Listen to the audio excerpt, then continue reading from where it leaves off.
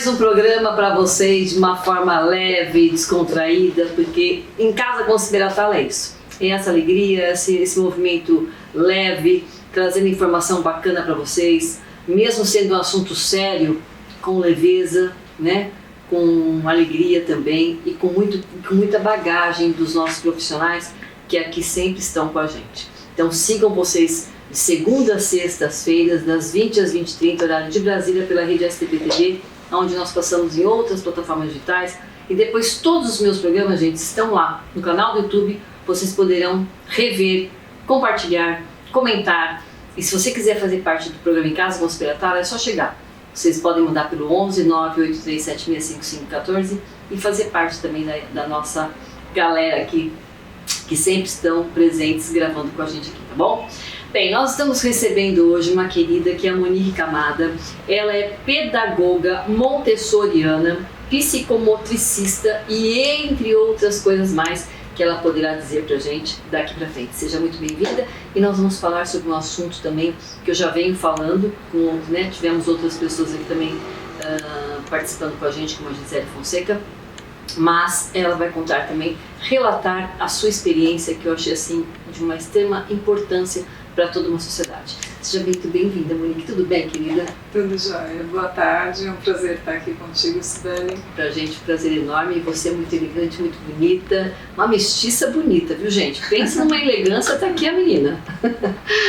Mas e aí, conta pra gente, Monique, quem é você e como é que você chegou com tantas especializações que você tem, e qual é o seu trabalho realmente atual? Mas fala um pouquinho primeiro da sua experiência de vida, da sua história. Tá, então eu estou aqui hoje para falar sobre o meu diagnóstico tardio de autismo, né? Então eu sou autista, tenho TDAH, tenho também epilepsia, mas só que o meu diagnóstico de autismo ele aconteceu o ano passado, quando eu estava com 50 anos. É mesmo? Né? Então foi bastante tardio, né? E em termos profissionais eu tenho um consultório com uma equipe multidisciplinar, que é o Espaço Movimento, que fica lá na Vila Prudente. Eu atuo como psicomotricista, neuropsicopedagoga, coach. Também trabalho como professora de musicalização. Além disso, eu também atuo como professora universitária em algumas universidades, alguns cursos de pós-graduação, e também sou autora de livros didáticos de educação infantil. Só isso, né, gente? Você tá percebendo, né, Cláudio? Nossa, pai, hein? Não deu nem pra eu ler, porque é tanta coisa que eu falei. É muita coisa, hein? Agora vamos começar falando o seguinte: qual foi a sua primeira especialização? Que você estudou, falou, não, eu quero ser isso. Foi a pedagogia, fiz a graduação em pedagogia, e a partir do momento que eu comecei a fazer estágio, eu decidi e optei pela pedagogia montessoriana, que é um e básico. Fui estudar o Montessori, né? Adoro. E só atuei em escolas montessorianas, só atuei com pedagogia montessoriana enquanto eu estava em colégios. Sim, mas por exemplo, você falou que você tem o TDAH, o autismo que você descobriu ano passado, já aos seus 50 anos, e qual é a diferença para você e como é que foi que você conseguiu ainda achar que você pudesse ser autista? Porque o TDAH você sempre teve, você nasceu com ele ou desenvolveu depois? Na verdade, o meu primeiro diagnóstico foi a epilepsia na adolescência, né? Quando eu tive uma primeira convulsão. Eu tenho um irmão que tem deficiência intelectual e também tem epilepsia, então em casa nós sempre passamos por médicos neurologistas para poder fazer avaliação. Só que assim, foi um susto para minha mãe, porque até então eu não tinha convulsionado, então tinha ali um eletro alterado e um eletroencefalograma alterado, e quando foi aos 15 anos eu tive minha primeira convulsão e comecei a fazer um tratamento neurológico. E ninguém na família tem? Fala seu irmão, nunca ninguém na sua família pai? Não, tem por parte de mãe, todo mundo tem um eletroencefalo alterado, assim. Só que não são todas as pessoas que convulsionaram na vida e que fazem tratamento, porque o tratamento só inicia, o tratamento medicamentoso, a partir do momento que a pessoa tem convulsão e tem mais de uma convulsão ao longo da vida. Isso é importante também dizer. Isso. Que não é assim, já vai tomando remédio, tem que primeiro dar um tempo para saber se isso realmente procede, né? Isso, porque às vezes a pessoa tem uma convulsão só, a criança, principalmente criança, né? Às vezes tem uma convulsão por febre, depois não tem nunca mais. Então, esse caso, por exemplo, não precisa de medicação. E no caso, Monique, você e seu irmão são medicados então, e com isso você conseguiu sanar esse problema? Tipo, ficou mais equilibrado para você? Isso, então com a medicação eu fico estável, né? Já faz mais ou menos uns 8 anos que eu não convulsiono. O médico, até em última consulta que eu passo anualmente, ele sugeriu que fosse retirada a medicação, mas dadas as outras tentativas da retirada da medicação, eu não me senti bem, eu comecei a ter crises de ausência e, enfim, acho que acaba sendo até uma dependência emocional também. Sim, mas eu também fico insegura. Mas graças a Deus que existem, né? Os medicamentos é feito para isso, graças a Deus que a gente tem para poder também deixar a gente mais equilibrado, né? E mesmo porque, né, eu acredito, não sei, que você pode me dizer, que quando a gente tem um trabalho de repente muito exaustivo, ou teve um dia muito exaustivo, ou uma tragédia na família, isso também mexe com o teu TDAH e até mesmo com o lado teu do epilepsia e do autismo que você veio descobrir? Sim. Qualquer alteração, mesmo, por exemplo, não só questões emocionais, como se eu ficar, às vezes eu não percebo que eu tô com fome, eu fico muitas horas sem comer, então hoje eu me policio para tomar água várias vezes. Entendi. Né? Então, não é porque eu estou com sede, mas é porque eu sei o quão benéfico isso é. Porque eu já tive pedra nos rins, e aí isso, na verdade, acabou gerando isso. E a alimentação é a mesma coisa. Essa semana mesmo eu estava em terapia online, que eu faço terapia junto com outros autistas online, e aí eu até citei, eu falei, nossa gente, eu preciso parar um pouquinho, eu preciso comer, porque eu acho que eu tô suando, eu acho que é de fome, eu tava passando mal, tava passando mal mesmo. Aí eu fui beber um pouco de água mais primeiro, calor, né? Isso, e comi umas bolachinhas, aí melhorei. Mas você sente que, por exemplo, a pessoa que tem o autismo e o TDAH junto, ela realmente acaba dispersando o horário em relação à comida, ela não sente fome? Então, na verdade é uma questão, é uma alteração do próprio autismo, né? É uma alteração que a gente chama de interoceptiva. A interocepção é a percepção do que acontece internamente com a gente. Frio, calor, fome, sede, sono, né? Então sono, por exemplo, se eu não me regular, eu fico até altas horas.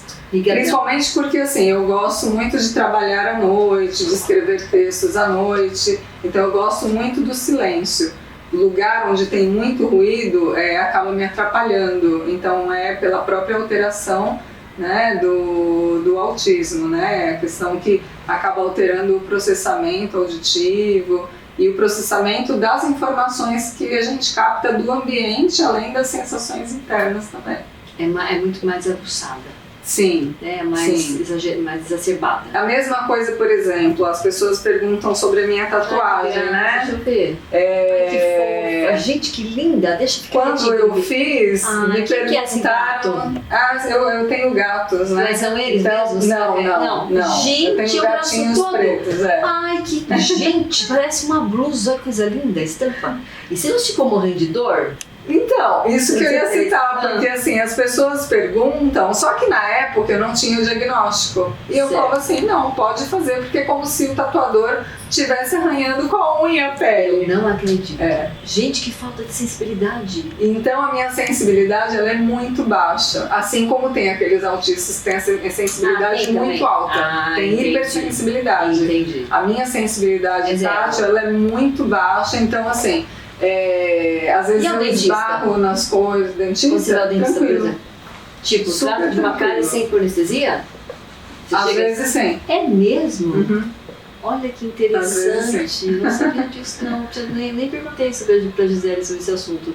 Interessante ter tocado desse assunto da parte da sensibilidade. E essa questão tátil, eu achava que na verdade era assim, eu sempre achei que as minhas alterações, não só sensoriais, mas elas fossem decorrentes do próprio uso da medicação para epilepsia. Eu achava que, na verdade, diminuía a sensibilidade, então que para mim era normal. E você tem outras partes do corpo também? Tatuagem? Não, só fiz esse braço. Linda, muito diferente, muito linda. Esse braço todinho. E toda colorida, né? Muito bonita. E delicada, você é muito delicada. Eu acho que combinou também com você esse tipo de tatuagem, mas sem ser... O quê? Falta um minuto? Ah, tá. Falta o quê? Pra rodar o VT? Falta a gente falar da nossa super clean aí, né? Vamos lá. Gente, olha só. Nós vamos rodar um VT. Se você comprar um só ou comprar os dois, por menos de R$79, você vai adquirir esses kits maravilhosos na sua casa, que é para a nossa saúde bucal e corporal, que é a base de imunozinco, de nonoprata, que ele vai ajudar na parte de antibactericida, de bactéria e de antivírus para o nosso corpo e para o nosso hálito também, porque a nossa saúde começa por onde?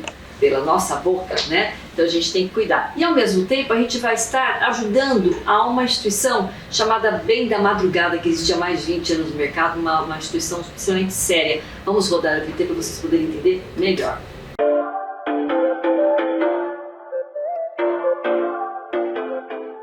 Silver Clean Doctor, o desodorante 3 em 1 que te protege por até 12 horas. Imunozinco, o suplemento mineral que te protege de dentro para fora.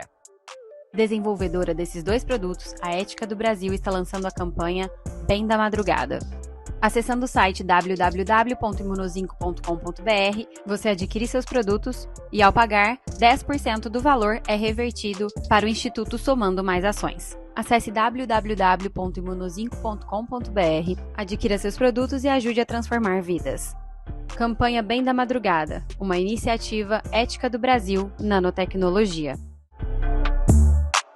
Você viu só? Você conhecia já, Monique? Não, interessantes esses produtos. Bem legal, né? Acho que a gente tem que procurar sempre se cuidar também. Com certeza. Bem, e também fazer ação social é muito bom, né? Eu acho que quando esse lado filantrópico, né? Você que também que mexe com o lado também de escola, de essa parte escolar, de escolaridade, eu acho que tem muito a ver também com o lado social, né? Isso está muito embutido na gente também.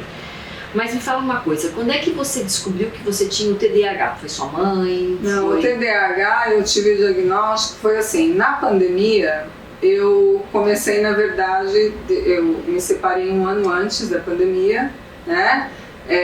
Fui casada por 20 anos e eu estava morando sozinha, então estava tranquilo trabalhar em casa, dar aulas online, atender alguns pacientes de forma remota, apenas os pequenininhos que eu dispensei e fazia orientação aos pais, né? E eu acho que, na verdade, eu desaprendi a mascarar, porque, na verdade, o mascaramento é uma característica principalmente das mulheres autistas. Então, a gente aprende muita coisa porque a mulher é ensinada a interagir, a cuidar do outro, né? Verdade. No social, muito, então, muito. E ao mesmo tempo é ensinada a ficar quietinha, é ensinada a seguir regras. Então, tudo isso eu era muito quietinha na minha infância. Né? Na minha adolescência eu até dei um trabalho nesse sentido para minha mãe, porque eu era extremamente, fiquei por um período muito calada, muito calada, e ao mesmo tempo o TDAH, na verdade, ele sempre me acompanhou, assim, eu sempre tive questões de desatenção e de uma hiperatividade mental muito grande, então assim, como se fossem vários pensamentos ao mesmo tempo. Que se misturavam. Só que assim, o meu diagnóstico também foi na vida adulta, quando eu estava fazendo tratamento para essa depressão. Né? Então, cheguei a comentar com a psiquiatra na época e eu falei assim, olha, eu sempre achei que fosse dos remédios para epilepsia. E aí eu queria uma explicação melhor sobre isso, porque parece que agora eu estou pior. Né? Assim, não estou funcionando, minha atenção está muito pior, né? E o retorno para o presencial também, eu considerei que assim, foi bem, vamos dizer, foi catastrófico para mim. porque voltar a interagir me deixava muito cansada e aí muito dispersa, desatenta, e esse esgotamento é muito da ressaca social do autismo. Entendi. E mesmo porque, acho que acredito eu que na pandemia, como você ficou mais inclusa, eu acho que você começou a se encontrar. Exatamente. Foi um momento seu que você falou, nossa, agora realmente sou eu, que delícia, um exemplo. Exato. E de repente quando você retomou, você viu a diferença que era, que você falou, não, realmente eu era mais feliz e não sabia, né? Não, eu não tinha às vezes força para poder sair de casa, às vezes, por exemplo, algumas reuniões que a coordenadora da FMU, que é uma das faculdades que eu dou aula, marcava, que eram na casa dela. Às vezes eu falava, não, eu vou. Eu começava, na verdade, a me programar e me preparar antes. E eu não tinha, na verdade, energia suficiente, né? Mas como é que é, de repente, você dar aula tendo TDAH e depois descobrindo que você tem autismo? Porque você fala que muitas vezes você fica dispersa, né? Então, mas tudo que quando a gente, quando na verdade envolve alguma coisa que eu planejo com antecedência, aí eu tenho controle. Olha que interessante, não pode te pegar de surpresa. Então, na verdade, assim, eu acho que onde eu tenho mais dificuldade, por exemplo, coisas relacionadas ao trabalho, eu tenho facilidade. Se você perguntar para mim sobre qualquer transtorno do neurodesenvolvimento, tipos de caso que eu atendo, eu consigo falar com você por 5 horas seguidas. Entendi, feliz. Agora, às vezes quando entra uma conversa, então, o que você fez no final de semana? E você, quando tem mais gente, aquilo começa, muitas vezes eu começo a ficar calada, porque eu não sei como interagir numa situação assim.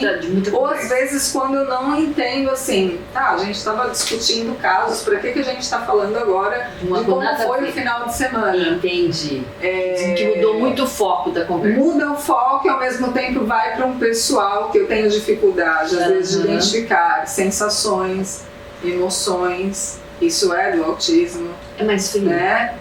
Não é que é mais frio, às vezes a dificuldade de entender assim, isso que eu estou sentindo é o que exatamente? É alegria, tristeza, emoção? Exatamente. É raiva? Assim, é raiva ou é tristeza, por exemplo?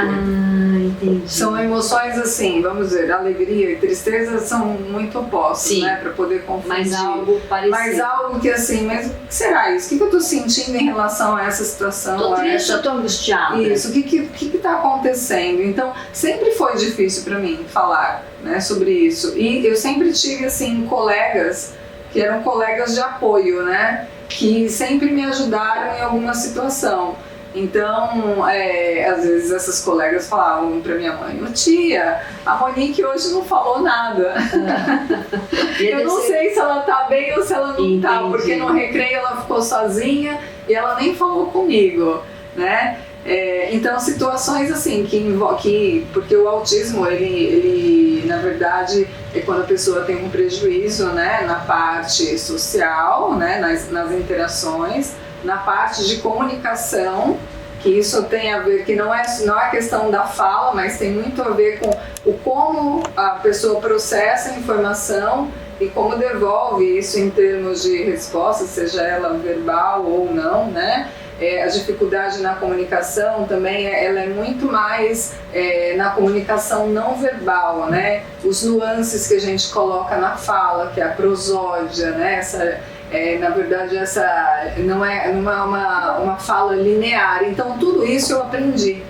Mas, por exemplo, quando você fala, né, que você descobriu, como no caso, gente, além de ser Sabatella também, né? É uma coisa inédita, né? Que ela também descobriu a semana passada, que ela também é autista, é isso? Isso, ela expôs a semana passada, ela fez um processo também longo de investigação, né?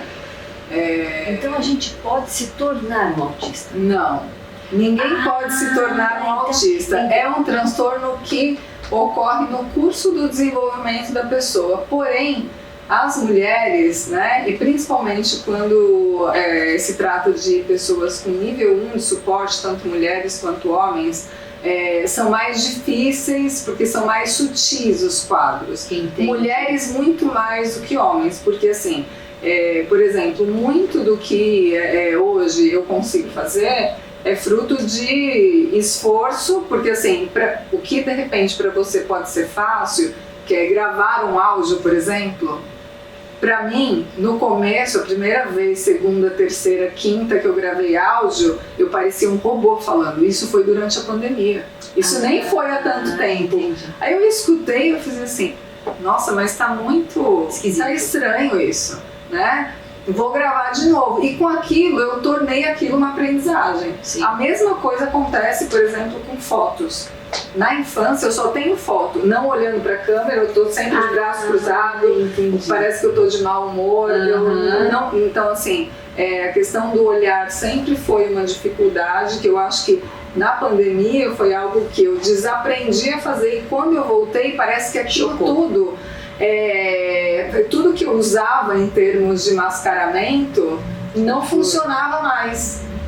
Porque eu desaprendi, não precisei usar, né? No online, você olha para uma câmera, mas você tá interagindo, mas não tá. Mas tem um monitoramento o tempo todo que você acaba se vendo, se visualizando ali, sim, em algo que é de forma remota, né?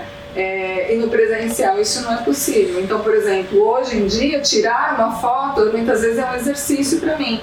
Onde eu falo, tiro às vezes assim, será que eu estou demonstrando aquilo que eu quero, em termos, quero demonstrar que eu estou feliz de estar aqui, né? Então, aí não dá para dizer que os autistas adultos não usam mais mascaramento, porque assim, a gente aprendeu a usar, mas eu acho que o diagnóstico trouxe mais autoconhecimento para mim, porque essas características fazem parte da minha personalidade. Sim.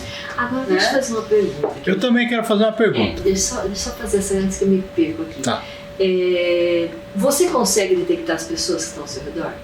De repente, nós estamos aqui. E de repente tem alguém que a gente não sei se eu tenho TDAH. Eu também não sei se eu tenho. Você também não sabe mais nada também, porque, né? De repente pode acontecer de dizer, nossa, eu espertinha e agora florou. Mas você consegue captar mais facilidade por você ser autista e ter TDAH em relação à sociedade? Ou seus alunos? Eu sempre tive bastante facilidade nos diagnósticos dos pacientes. Muitas vezes, numa primeira conversa, por exemplo, com os pais, eu atendo mais crianças, adolescentes e jovens adultos, né? Então, num primeiro contato com os pais, ao escutar a história ali e fazer as perguntas adequadas, lógico, né? Porque conforme a pessoa vai te contando, então, assim, aquilo vai te levando para um outro caminho de perguntas. Muitas vezes eu construo uma primeira hipótese diagnóstica e aí aquilo eu vou comprovar ao longo das sessões. Sim. Onde vão ser aplicados os testes. Mas muitas vezes a primeira impressão não falha, não. Olha que legal, isso é bom saber, né? É bom. E aí você chegaria na pessoa e falaria, olha, você acho que sabe. Sei lá, aconteceu há pouco tempo, quando eu tive o diagnóstico, um primo, né, falou assim, nossa, mas tudo isso você tá... Porque eu montei uma rede social específica para poder falar sobre isso, para falar sobre mim, né? Sim. Porque eu tenho algo para falar sobre a parte profissional. Sim. E aí ele falou assim, mas eu não gosto muito de interagir e tal, só que ele é muito agitado. Ele tem, assim, muitas características do TDAH e do autismo, elas se sobrepõem. Então, o que acontece? Então, no caso dele, ele tem características, desde sempre eu soube que ele é TDAH. E aí eu falei pra ele, ele falou assim, sério? Então vou pesquisar mais a respeito. Eu falei, pesquisa, porque você sempre foi hiperativo, ele não me deixava em paz. Aí ele, assim, eram situações muitas vezes que ele acabava na verdade, provocando ali, ele um pouquinho mais velho que eu, então ele era da pá virada. Ele me prendeu uma vez, me fechou num saco de dormir porque ele era escoteiro, começou a fazer cócega, porque ele fica meio sabia que narcisista, masoquista. E aí eu falei pra ele, você sempre foi muito agitado, só que assim, ele estabeleceu uma forma, se você entra no quarto dele, é tudo numa organização que eu não tenho aquela organização que ele tem. Ele tem caixas numeradas, com letras, catalogadas, ali tem as pastas onde o que tem dentro de cada caixa. Então, sim, na época que tinha fita VHS, que tinha CD, então assim, tudo dele era muito separado e tudo muito organizado. Então, se ele não fosse tão organizado assim, ele é engenheiro e arquiteto, com certeza ele não se daria bem na profissão. Né? Então foi algo que, então muitas vezes isso são compensações que a gente vai fazendo ao longo da vida, né? Quando a gente muitas vezes não sabe o que a gente tem, e só que a gente percebe que a gente não está dentro do padrão, porém o que a gente faz? Porque o mascaramento, por exemplo, ele pode acontecer também no caso de TDAH, que é o disfarçar, é esconder, é ocultar. Então, por exemplo, eu não consigo manter o contato visual por muito tempo, mas você vê que eu olho para cá, olho para lá, então isso me deixa mais confortável. Só que quando eu, na verdade, me esforçava para ficar só no contato visual, aí a minha atenção ia para o espaço. Porque aí eu me perdia na linha de raciocínio. Eu não conseguia manter a mesma linha de raciocínio. Então, entendendo o que eu tenho, lógico que eu vou também modular as coisas do dia a dia para que eu não me sobrecarregue também. Sim. Por exemplo, depois da gravação de hoje foi um dia que eu desmarquei a minha agenda do consultório, avisei os pais, eu não vou atender, mesmo tendo tempo para atender os pacientes da noite. Eu entendi. Né? Porque você está numa outra. Porque na verdade, ritmo. Porque assim, eu preciso depois de um descanso, de uma coisa assim, parar, ir num restaurante, comer alguma coisa ali, né? Eu sou muito de sair sozinha. Você com você se basta. Mas você é casada? Não só isso, né? Mas assim, eu sinto falta também das relações, né? Falta quanto, Claudinho? Falta 3. Deixa eu fazer minha pergunta, porque eu gosto de escutar sobre o ser humano, como funciona, né? Eu gosto dessa área também. Que bom, né, Claudinho? Eu gosto. Saber ser humano é bom. Eu gosto, acho legal. Não, mas assim, eu sempre gostei de animais, estudar sobre os animais, raça de cachorro, sabe assim, eu sempre gostei dessa área, e eu acho que eu tenho um pouquinho de TDAH também. Mas assim, qual que é a principal característica do TDAH e qual é a principal característica do autismo? A principal, qual seria? Então, no TDAH a gente tem alteração na atenção e a gente pode ter também hiperatividade, que é um excesso de movimentação corporal, ou essa hiperatividade ela pode ser mental, e impulsividade, que é de você assim, dar respostas e depois falar, caramba, nem pensei antes, né? Não era para ter falado. Aquilo. Então, porém nós temos 3 tipos de TDAH. O TDAH que ele é combinado, que nós temos isso tudo junto. Nós temos o TDAH do tipo mais desatento e do tipo mais hiperativo, né? Então precisa, na verdade, além de fazer uma avaliação, depois passar por um médico para poder fechar um diagnóstico, né? No caso do autismo, o autismo a pessoa tem que apresentar alteração na parte de comunicação, interação social, né? Essa comunicação, então muitas vezes o que acaba acontecendo depois do meu diagnóstico foi interessante, porque as pessoas da minha equipe falaram assim, nossa, você percebe que às vezes eu mando uma mensagem para você, a psicóloga falou, mando uma mensagem para você, depois você responde, aí tem a questão do impulso também, você responde e depois eu tenho que gravar um áudio ou te explicar de uma outra forma, aí você responde aquilo que eu estava realmente perguntando. Porque muitas vezes ou eu não foco, ou dependendo, se tem mais de uma conotação, às vezes eu não entendo exatamente o que a pessoa quer, né? Com isso, na verdade, já caí em relações abusivas, no trabalho, na vida pessoal, né? Porque alguns traços têm a ver até com questões de ingenuidade também, olhando de fora e usando uma palavra mais simples de entender, né? O autismo também tem a pessoa apresenta alguns comportamentos repetitivos e restritivos, então e tem que estar presentes tanto um diagnóstico quanto o outro no curso da vida ali, ou seja, desde a infância, para poder ser diagnosticado, né? E não, esses quadros, esses sintomas não podem fazer parte de outro diagnóstico. Então o médico precisa fazer também algo que a gente chama de diagnóstico diferencial, que é comparar diagnósticos onde nós temos características similares. Por exemplo, muitas das pessoas autistas, principalmente mulheres, a priori são diagnosticadas com TDAH e depois, quando vai ver, às vezes nem tem o TDAH. As questões eram relacionadas ao autismo, porque também apresenta alteração no que a gente chama de funções executivas, que é no planejamento, atenção, flexibilidade cognitiva, né? Legal. Assim, eu também tenho essa dificuldade de, às vezes, de olhar para a pessoa.